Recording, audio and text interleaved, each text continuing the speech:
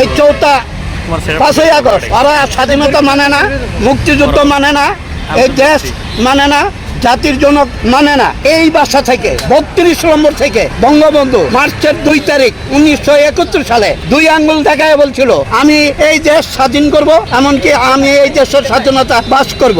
ওই দিন থেকেই বঙ্গবন্ধু জাতির জনক বঙ্গবন্ধু নামে স্বীকৃতি পায় তৎকালীন শেখ মুজিবুর রহমান। এই ভাষা যারা ভাঙছে বঙ্গবন্ধুর ভাষা ভাঙছে, কিন্তু বঙ্গবন্ধুর 2রা মার্চের ওই স্বাধীনতা কি অস্বীকার করতে পারবে? 1971 সালের 7ই মার্চ, যেটা রেসকোন ময়দান, এখন সরোজী উদ্যান, এই উদ্যানে আমি স্বয়ং ছিলাম, সকাল 7টা থেকে বসা ছিলাম।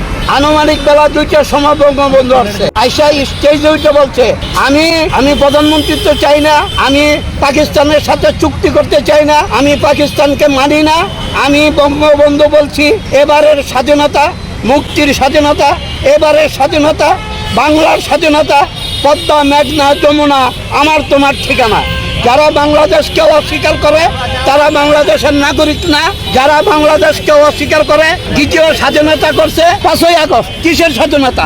অন্য দেশের লোকের যুদ্ধ করছে, বার্মার লোকের না, রাইমান লোকের না, থাইল্যান্ডের লোকের না, ইন্ডিয়ার লোকের না, বাংলাদেশের লোকের। কোথাও যুদ্ধ করছে তারা? যুদ্ধ না করে স্বাধীন করছে 5ই আগস্টে। কিসের স্বাধীনতা? স্বাধীনতা হইল 1971 সালের 16ই ডিসেম্বরের স্বাধীনতা।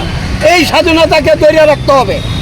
বাংলাদেশ যদি স্বীকৃতি থাকতে চায়, মানচিত্র, আমার জাতীয় পতাকা, মুক্তিযুদ্ধ, এই দেশের স্বাধীনতা, এই দেশের ভূখণ্ড বঙ্গবন্ধুরে মানতে হবে।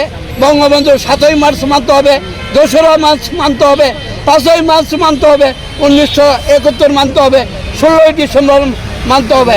আপনারা বোধহয় আমাকে চিনেন না, আমার নাম আবুল কালাম আজাদ, আমি মুক্তিযোদ্ধা, বাড়ি ময়মনসিংহ, 11 নং সেক্টর,